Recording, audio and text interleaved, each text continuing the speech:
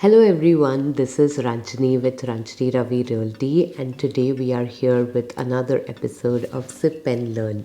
So today is a beautiful day, and what better way to spend than talk about real estate.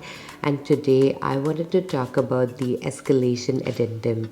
I'm sure all of you know some bit about it, like how the bidding process works, but I want to talk about how important it is in an ever-changing market, because the escalation addendum allows you to go in increments from wherever you want to start till your maximum bid amount, and that way you protect yourself from overpaying for the property. It was just today that I heard from one of the agents at a new construction that one of the buyers made an offer 60 grand over the list price for a property that ended up having no offers other than that just one, and the buyers were forced to pay 60k over the list price just because they made an offer which was higher than list price, whereas they could have gotten it at list price. So I definitely think escalation addendum is a great way for buyers, especially in this ever-changing market, to protect themselves.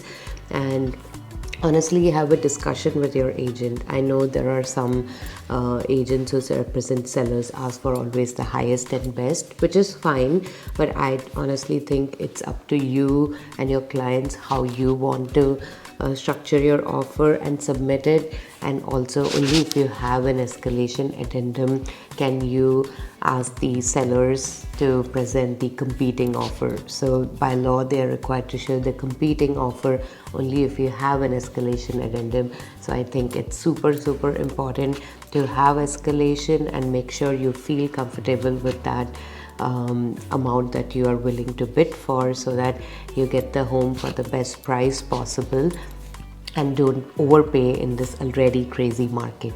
So I hope this helps, and if you have any questions, feel free to reach out to me, and I hope you find your dream home in this crazy market. Thank you.